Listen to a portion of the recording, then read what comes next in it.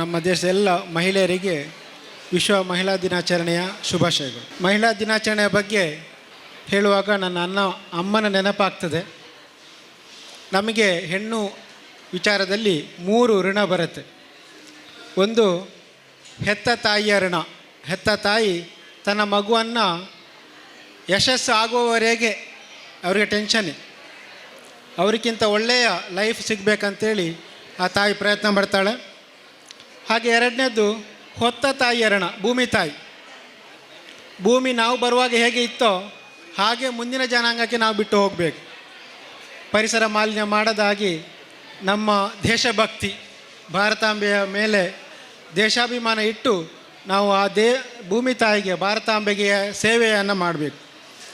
ಮೂರನೇದಾಗಿ ತಾಯಿ ಆಗುವ ಅಥವಾ ಮುಂದಿನ ಜನ್ಮ ಕೊಡುವ ಆ ಒಂದು ಋಣ ನಮ್ಮ ಮೇಲೆ ಇದೆ. ನಾವು ನಮ್ಮ ಕುಲವನ್ನು ಮುಂದುವರಿಸಬೇಕು. ತುಂಬ ಮಹಿಳೆಯರಿಗೆ ಟಿಪ್ಸ್ ಇತ್ತು, ಆದರೆ ಒಂದು ಹೇಳ್ತೇನೆ ಅಷ್ಟೇ. ಮಹಾಭಾರತದಲ್ಲಿ ನೀವೊಂದು ಕಥೆ ಕೇಳಿರ್ಬೋದು. ಕೃಷ್ಣನ ತಂಗಿ ದ್ರೌಪದಿ ಅಲ್ವಾ? ಕರೆಕ್ಟ್? ಓಕೆ. ಅವಳು ಗರ್ಭಿಣಿ ಆಗಿದ್ದಾಗ ಒಬ್ಬರು ಇಲ್ಲಿ ಪ್ರೆಗ್ನೆಂಟ್ ಇದ್ದಾರೆ, ಅದಕ್ಕಾಗಿ ಹೇಳ್ತಾ ಇರೋದು. ಕೃಷ್ಣನಿಗೆ ಹೇಳ್ತಾಳೆ, ನನಗೆ ಆಸೆ ಆಗ್ತಾಯಿದೆ ಅಂತೇಳಿ. ನಮ್ಮೂರಲ್ಲಿ ನಾವು ಬಯಕೆ ಮಾಡ್ತೇವಲ್ಲ, ಬಯಕೆ ಯಾಕೆ ಮಾಡ್ತೇವೆ? ಹಿಂದಿನ ಕಾಲದಲ್ಲಿ ಒಂದು ಹೊತ್ತು ಊಟ ಮಾಡಲಿಕ್ಕೆ ಕಷ್ಟ.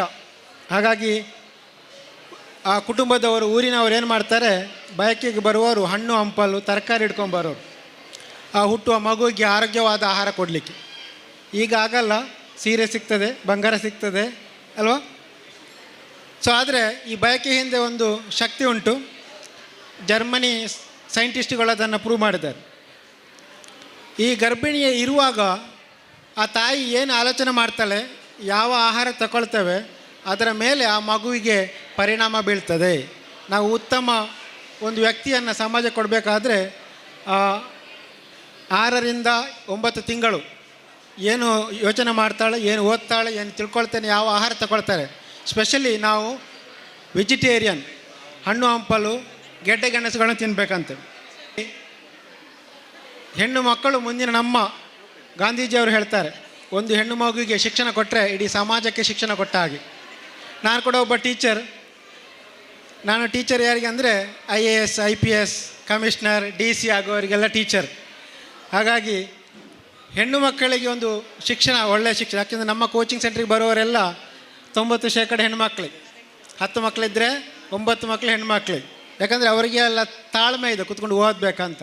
ಉಳಿದವರಿಗೆ ತಾಳ್ಮೆ ಕಡಿಮೆ. ಹಾಗಾಗಿ ಹೆಣ್ಣು ಮಕ್ಕಳಿಗೆ ಶಿಕ್ಷಣವನ್ನು ಹೆಚ್ಚು ಕೊಡಿ ಅಂತ ಹೇಳ್ತಾ, ಇವತ್ತು ಈ ಕಾರ್ಯಕ್ರಮಕ್ಕೆ 2 ಅರ್ಥ ಇದೆ. ಒಂದು ಸಮರ್ಪಣಾ ಪರಿವಾರ. ಸಮರ್ಪಣ ಅಂದರೆ ತ್ಯಾಗ. ತ್ಯಾಗ ತಾಯಿಗೆ, ತಾಯಿ ತ್ಯಾಗಕ್ಕೆ ಫೇಮಸ್ ಅಂತ ಒಂದು ಸಂಸ್ಥೆ.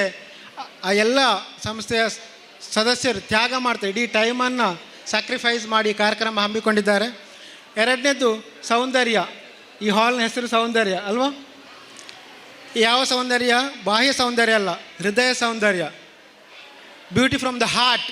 ಅದನ್ನು ನಾವು ಬೆಳೆಸ್ಕೊಳ್ಬೇಕಂತ ಹೇಳ್ತಾ ಒಂದು ಕಥೆ ಹೇಳಿ ಮುಗಿಸ್ತೇನೆ. ದೇವರು ಆಶೀರ್ವಾದ 3 ರೀತಿಯಲ್ಲಿ ಮಾಡ್ತಾರೆ. ಒಂದು, ಬೇಕಾದಷ್ಟು ಸಂಪತ್ತು ಕೊಡ್ತಾರೆ. ವಿಜಯ ಮಲ್ಯ, ಅಂಬಾನಿಗೆಲ್ಲ ಕೊಟ್ಟಾಗಿ ಬೇಕಾದಷ್ಟು ದುಡ್ಡು ಕೊಡ್ತಾರೆ. ಇನ್ನೊಂದು, ಜ್ಞಾನ ಕೊಡ್ತಾರೆ. ಅಬ್ದುಲ್ ಕಲಾಂನ ಹಾಗೆ ಬೇಕಾದಷ್ಟು ಜ್ಞಾನ ಕೊಡ್ತಾರೆ. ಆದರೆ ಅವನ ಮನಸ್ಸು ಕೊಡೋದು ಕೆಲವರಿಗೆ ಮಾಡುತ್ತ. ನೀವು ಹೇಳೋದು ಕೇಳಿದ್ದೀರಾ, ದೇವರಂಥ ಮನಸ್ಸು ಅವರಿಗೆ ಅಂತ. ಸೊ ದೇವರ ಕೆಲಸ ಇಲ್ಲಿ ನಡೆಸಲಿಕ್ಕೆ ಆ ಮನಸ್ಸನ್ನು ನಮ್ಮ ತಾಯಿಯಂದಿರಿಗೆ ಕೊಟ್ಟಿದ್ದಾರೆ ಅಂತ ಹೇಳ್ತಾ ಈ ಅವಕಾಶ ಮಾಡಿಕೊಟ್ಟದಕ್ಕೆ ಧನ್ಯವಾದ ಹೇಳಿ ನನ್ನ ಮಾತನ್ನು ಮುಗಿಸ್ತೇನೆ. Thank you.